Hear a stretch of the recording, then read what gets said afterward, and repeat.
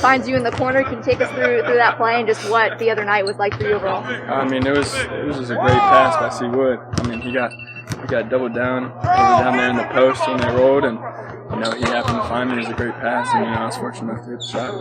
Have you expected as much of you as you've contributed since you came up? Did you expect that initially? When they signed you? I didn't really know what to expect. I knew it would be a pretty good opportunity for me.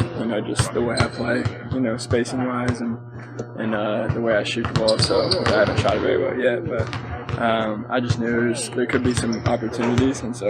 I'm thankful that they've happened so quick. How much does that wind kind of change the atmosphere? Say it again? How much does that wind kind of change the atmosphere around here? Just to get a win. Oh, it's huge. I mean, confidence goes way up. I mean, the negativity isn't as bad. It changes the whole atmosphere. When you win a game after a 15 loss streak, it changes a lot. How does it hit you that 5 weeks ago you're not with the team, 4 weeks ago you're in the G League, and the other day you're closing out a game decided in the last minute? I mean, it feels great. It's everything I work for. I'm thankful I got the opportunity to be put in that position. I know a lot of people hope for that and work for that, and I'm just thankful it happens. How'd you end up at Lipscomb College? I wasn't very good coming out of high school. I was more of a football player, and I had a couple of D1 offers like Austin Peay, UMass Lowell, USC Upstate, and then a couple of D2 offers, but Lipscomb was close to home. They came in late. They were actually offering somebody else over me, and he went to Mercer, I think. So that's how I ended up at Lipscomb. Do you know whatever happened to him? Not really, no. I don't know what happened to him. Pretty sure he's not in the NBA? I don't think so. I don't think so. The other night with Coach changing up the lineup a little bit, how good was it as a shooter to have that much spacing? Like to my teammates? Like, how does it help them? To you as well. I mean, because Coach changed up the lineup a little bit, and when you were in the game, you had more spacing available. Yeah. I mean, it's when you got guys like Michael Porter and Eugene, those guys that can drive. It creates a lot of shots for guys like me and Armani. And our job is to make their lives easier by pulling defenses towards us to get those driving lanes. So it's when you have shooters on the floor, it's a big difference from the way they pack in the defense. Kevin. You called him Michael. I called him Michael, my fault. Kevin Porter. I don't know why I called him Michael. What does it mean to you personally to come in here and have the trust of coach so soon for you to come off against a deal?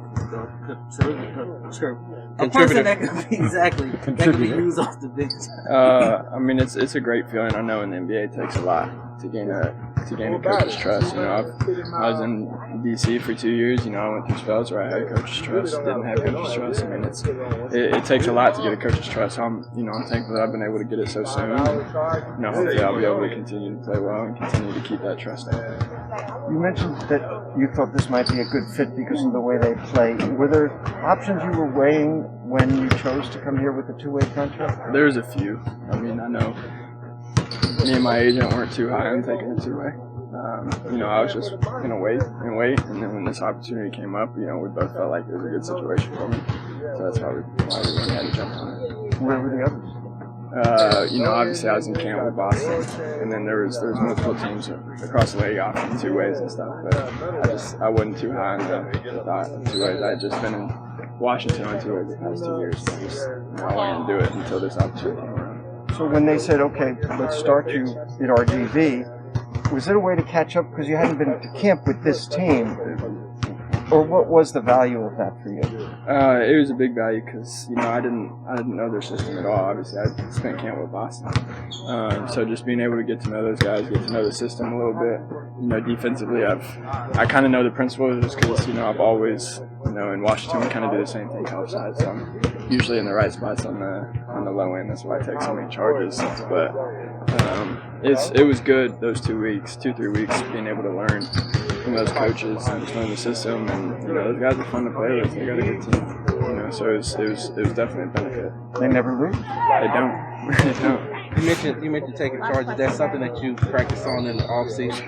No, not really. I mean, it's just I credit that towards me just playing football all my life. It doesn't feel good taking charges, but when you try to stay in the right spots, guys guys, a lot of times, especially if they're not looking, they're going to keep going to the rim. They're going to try to get to the rim sometimes out of control. So if you can try to, just be in the right spots, then that's where the charges come. What position did you play in football? Wide receiver and tight end.